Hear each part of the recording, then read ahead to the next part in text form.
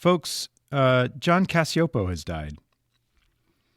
I don't know the details, and well, they're not really important anyway.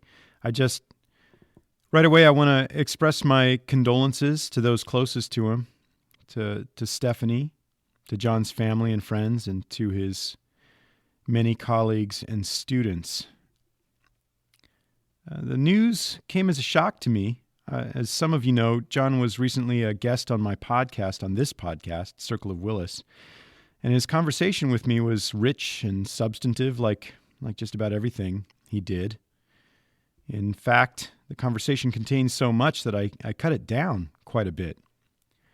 And some of what got cut got subsequently released on some bonus materials I put out there. This was mainly me and John geeking out on some of the details of old school psychophysiology, which was my first scientific love. But when I heard the news of his death yesterday, I took the afternoon to go back through the stuff from our conversation that sort of wound up on the cutting room floor. I think, well, I'm not really sure what motivated it. I wanted to see if there was anything I'd missed, or maybe I just wanted a little more time with John. I don't know. But the thing is, I did find something I sort of can't believe I allowed to get cut during that first round of edits. It isn't long. It's about 2.5 minutes or so, and it gives us John's thoughts on things like scientific fame and death and leaving a legacy. It's amazing stuff and well worth your time. John Cacioppo was a force of nature. He enriched all of us through his work and his perspectives on everything from strong psychophysiological inference to living a scientific life. I'm sort of tempted to say we'll miss him, and of course we will, but I'd rather orient our attention toward how lucky we were to have him at all. So, thanks, John. And goodbye. Sometimes we just have to step back and think, what are we trying to live?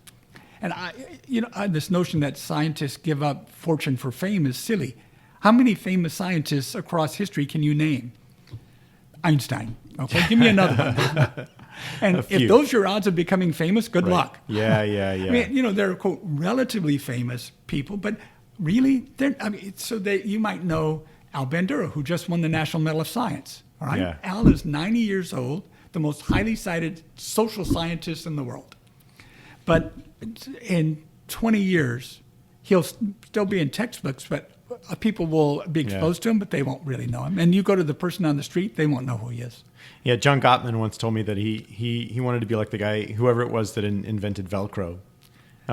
Which was to say that nobody knows anymore who that person was, but everybody uses Velcro. Right. Well, so you want to be able to contribute a brick to the temple of science, right? Yeah. But recognize that whether you know it or not, by your death or shortly after that death, that will be an anonymous brick. And the temple will carry the name of a benefactor, not a scientist. Look around the university campuses or outside. You don't have those. So what are you learning that you feel like now this is your prescriptive advice given what you know? I think one of the things is that we can scientifically address complicated problems. We have methods, epistemology, intellectual structures in place that allow us to systematically address these problems. We'll do it in teams because of the wide range of expertise. We have to be working together to understand each other's disciplinary perspectives, to learn from one another, and to challenge each other. And by that, if everyone is open-minded, we can actually start to make real progress on that. Yeah. And it isn't by just doing all possible, but by doing objective, unbiased, probative research designs and being humble. And if we solve something, we don't take that as the solution. We try to come up with another intellectual tool that challenges it, because the next one's likely to be even better. Yeah. And if you accept that you do it, you're going to do it anonymously. By the end, it'll be anonymous. So it's about the process of doing it. The value isn't the rewards of fame. It's that you never had to go to work in your whole life.